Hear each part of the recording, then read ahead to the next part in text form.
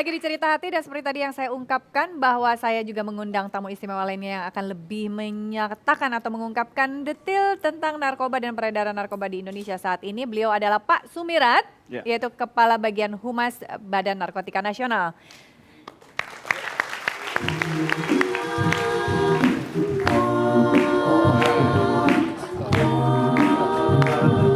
Terima kasih Bapak, terima kasih Pak. Monggo silakan.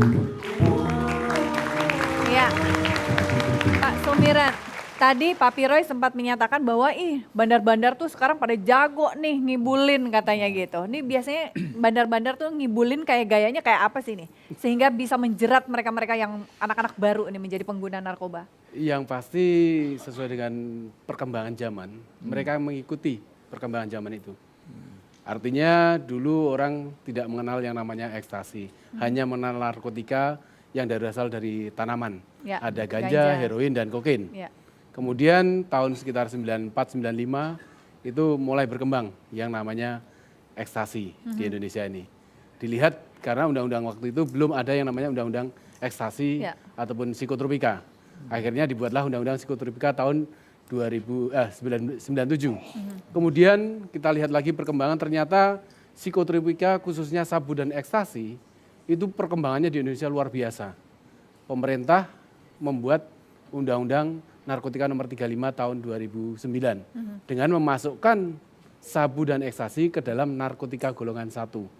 Yang waktu itu ancaman hukuman mungkin hanya 15-20 tahun. Sekarang kalau masuk narkotika golongan 1, ancaman hukuman maksimal adalah hukuman mati.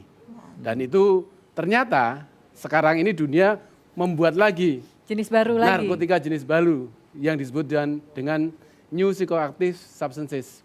Itu dunia pada bulan Maret 2014 yang lalu, pertemuan di Wina dinyatakan ada 354 jenis narkotika baru. 354 jenis narkotika baru yang pastinya juga siap masuk ke Indonesia juga. Dan pada kenyataannya sampai akhir bulan November kemarin, BNN sudah menemukan 35 dari 354 yang masuk ke Indonesia. Artinya sudah 10% lah kurang lebih yang sudah masuk ke Indonesia. Betul. Dan sudah bersyukurnya ada 18 yang saat ini sudah dimasukkan ke Undang-Undang Narkotika berdasarkan lampiran keputusan Kementerian Kesehatan. Baik, ini ada juga artikel yang mengungkapkan tentang modus operandi baru nih, tentang peredaran narkotika di Indonesia. Judulnya dari artikel tersebut adalah dari cuka apel sampai delivery kue, jadi cara penyelundupan narkoba. Cara-cara yang digunakan oleh bandar narkoba dalam menyelundupkan barang haramnya itu semakin beragam, termasuk menyamarkan sabu dalam wujud cair, dan beragam cara ini jadi kilah kepolisian juga untuk menghadapi atau mengantisipasi maraknya kasus narkoba. Atau ada juga cara yang lain adalah tempat sampah di toilet pun jadi tempat transaksi narkoba. Sampai seperti itu ya Pak ya? Betul. Setiap penangkapan bandar narkoba, terutama yang terkait dengan jaringan Nigeria, selalu muncul modus baru untuk bertransaksi, tak terkecuali dalam penangkapan AC dan WP. Pasangan kekasih loh, menyalahgunakan tempat sampah toilet untuk bertransaksi. Jadi benar-benar apalagi ini BNN dan kepolisian atau law enforcement lain yang terkait, ini benar-benar harus lebih cerdik lagi ya setiap kali ada MO-MO baru. Betul, kita selalu mempelajari apapun perkembangan teknologi. Contoh, mereka sekarang berusaha membroadcast kepada seluruh pemegang HP, baik itu dengan email, Facebook, ataupun yang lain, media sosial lain, itu dengan berbagai macam tawaran. Itu juga artinya kita pun yang memiliki media itu juga harus hati-hati. Dan kita harus waspada. Dan kalau bicara modus itu luar biasa sekali, karena mereka berusaha semaksimal mungkin untuk mempengaruhi seluruh komponen bangsa ini, baik dari penegak hukum, baik dari itu masyarakat biasa, dan juga strata tingkatan status mereka, itu mereka semua dipengaruhi. Bahkan sampai kita juga menemukan mereka yang menggunakan di tempat-tempat ibadah. Yang betul Pak? Betul, di masjid ada, di gereja ada, di vihara ada. Dan inilah yang hanya bayangkan itu. Jadi sebelum pakai narkoba, sholat dulu, baru sholat. Tapi termasuk yang di kampus maksud saya, karena saya orang kampus maksud saya. Mungkin doanya supaya nggak ketangkep Pak. Mereka memanfaatkan ini Pak, tempat-tempat yang dianggap aman. Kalau di kampus. Bukan Ya. di masjid, Oh, di masjid. gereja kan dianggap orang Tidak datang akan, ke nggak sana mungkin pasti lah gitu tidak ya. mungkin orang itu Ya. mereka memanfaatkan itu. Ya. Ya. Kalau di kampus itu sama juga. Artinya mereka yang tadinya di kelompok pelajar itu sudah ada yang menggunakan, mereka bergeser ke kampus dan sekarang apalagi kampus itu kan ibaratnya tidak seketat pada saat pelajar mereka di SMP SMA. Betul, Banyak gurunya memperhatikan dan Ya, sebagainya. kalau Kalau sekarang kampus sendiri ya. lebih mandiri. Ya. Lebih mandiri, mereka bisa belajar sampai malam. Bahkan ada kegiatan-kegiatan kampus yang Ekstrakurikuler kita lihat sampai- ya. ekstrakurikuler sampai jam 10 malam. betul. Dan itulah dibutuhkan kewaspadaan daripada aparat yang ada di kampus, khususnya dosen dan lain sebagainya. Itu kan ada bagian akademi, bagian mahasiswa dan lain sebagainya. Pak Sumirat, bedanya narkotika dengan psikotropika? Nah, Dampaknya mungkin Pak, dampaknya ya. bedanya apa Kalau sih itu bicara sebutan itu? bedanya, artinya gini, kita melihat narkotika itu umumnya berasal dari tanaman. Tanaman, ganja gitu. Ganja, Kokain ekstasi, tadi ya, maaf, heroin. heroin dan kokain itu semua dari tanaman. Oke, saya sambung dulu sebelum ke psikotropika. Benar nggak kalau ganja itu dikonsumsi secara umum di masyarakat misalnya di Tertentu. Sumatera Barat katanya itu untuk bumbu Bumbu masak, masak. untuk apa gitu. Tapi nggak mungkin ya kalau pecel ganja atau gudang ganja. Maksud saya memang iya ditemukan di lapangan, Pak. Yang pasti kalau kita mendengar, Ya. melihat mereka selalu ngomong, Pak ini ada makanan misalkan sop atau apa ini pakai ganja. Benar atau tidaknya kita nggak pernah menemukan. Ya. Dan mereka juga nggak ngomong, Pak ini loh Pak saya mau masak pakai ganja gitu. loh." tunjukin gitu ya.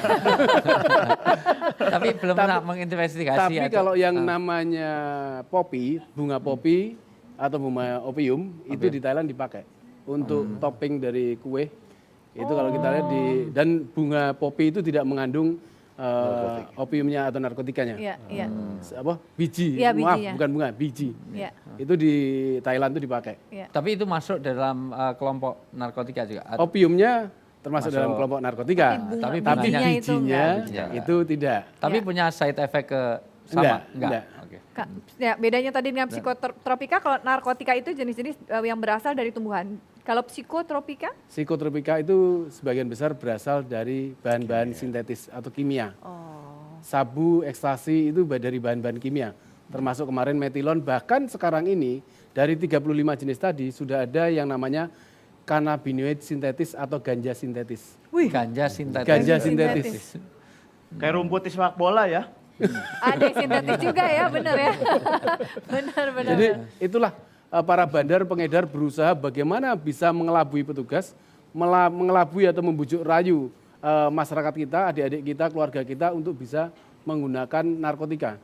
Kalau bandar sih bilangnya dia hanya bisnisnya saja. Ya, betul. Dia hanya mencari keuntungan. Tapi yang terpenting bukan bedanya sebenarnya. Semua jenis narkotika ataupun psikotropika yang disebutkan tadi itu akan mempengaruhi susunan saraf pusat. Secara umum akan membentuk yang namanya atau mengakibatkan yang namanya disorientasi ruang dan waktu. Ya. Serta mispersepsi panca indera. Yang namanya mispersepsi panca indera, saya melihat Mbak Desi gini suatu ketika, loh kok ada nenek-nenek di depan saya gitu kan. Oh, bisa gitu Nggak ya? enak. Iya, iya. Kalau tiba-tiba nenek-nenek kelihatan kayak Desi Ratnasari sih nggak apa-apa Nah, ya. Atau sebaliknya gitu kan. Cie, Pak Sumirat, cie. Padahal Desi sudah nenek-nenek Alah, juga. Wih, nih berbicara tadi, gempuran kata Pak Sumirat dari mana-mana. Iya. Jaringan sosial, terus kemudian teman, pengaruh dari teman, pokoknya digempur habis-habisan kanan, kiri, atas, bawah, depan, belakang. Menurut Uwi, ketahanan keluarga seperti apa sih yang harus dipersiapkan nih untuk menghadapi hal ini? Pertama, memang di dalam agama itu self defense itu pertama. Artinya orang harus memproteksi diri bahwa kata-kata say no to drug itu bukan hanya pada tulisan tetapi harus pada diri kita. Karena kalau diri kita itu lemah dalam kondisi apapun orang itu bisa. Karena nggak bisa lewat keluarga, bisa lewat jalan apapun. Apalagi lewat ibadah.